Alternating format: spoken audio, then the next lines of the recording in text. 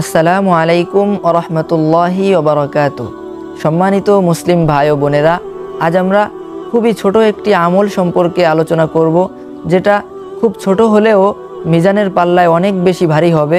শুধুমাত্র 4টি বাক্য বিশিষ্ট খুব ছোট একটি দোয়া, যেই দোয়াটির ব্যাপারে আল্লাহর রাসূল সাল্লাল্লাহু আলাইহি ওয়াসাল্লাম অনেক বেশি ফজিলতের কথা বর্ণনা করেছেন। সহিহ মুসলিমে বিশুদ্ধ সনদে হাদিসটি বর্ণিত হয়েছে। আল্লাহর হাবিব সাল্লাল্লাহু আলাইহি ওয়াসাল্লাম একদিন ফজরের সালাতের পরে উম্মুল মুমিনিন হযরত জুয়াইরিয়া রাদিয়াল্লাহু আনহাকে জায়নামাজে বসে জিকির আজগার এবং তাসবিহ তাহলিল পাঠরত অবস্থায় নবীজি কোনো একটা কাজে বাসা থেকে বাইরে যান এবং চাশতের নামাজের পরে নবীজি বাসায় ফিরে আসেন।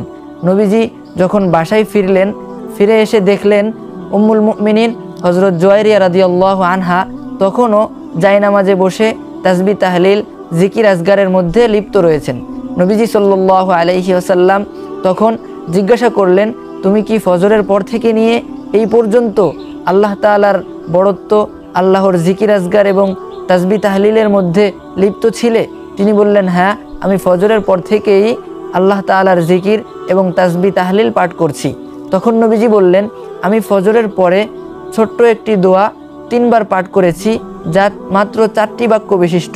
আর আমি আশা করি এই ছোট দোয়াটি তোমার ফজরের পরের যত দোয়া দরুদ তাসবিহ তাহলিল ইত্যাদি পাঠ করেছো তার থেকে মিজানের পাল্লায় অনেক বেশি ভারী হবে।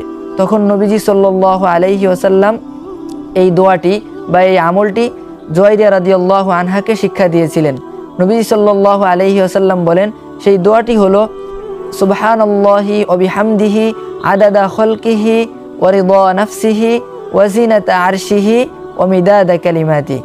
এই দোয়াটির অর্থ হলো, রাসূল সাল্লাল্লাহু আলাইহি ওয়াসাল্লাম বলছেন, সুবহানাল্লাহি ওয়া বিহামদিহি আদাদা খালকি, অর্থাৎ আমি আল্লাহ তাআলার প্রশংসা মাখা পবিত্রতা জ্ঞাপন করছি তার সৃষ্টির সমপরিমাণে, ওয়া রিদা নাফসিহি, এবং এই পরিমাণ তার প্রশংসা মাখা বড়ত্ব ঘোষণা করছি যে পরিমাণ করলে তিনি সন্তুষ্ট হন, ওয়াজিনাতা আরশিহি, এবং তার আরশে আজিমের যেই ওজন, আল্লাহ তাআলার আরশের ওজন পরিমাণে তার প্রশংসা মাখা বড়ত্বের ঘোষণা করছি, ওয়া মিদাদা কালিমাতিহি, অর্থাৎ আল্লাহ তাআলার বড়ত্ব এবং গুণকীর্তনের জন্য যত বাক্য এবং যত কালিমা হতে পারে তার সংখ্যা সমপরিমাণ তার পবিত্রতা এবং তার প্রশংসা মাখা বড়ত্বের ঘোষণা করছি।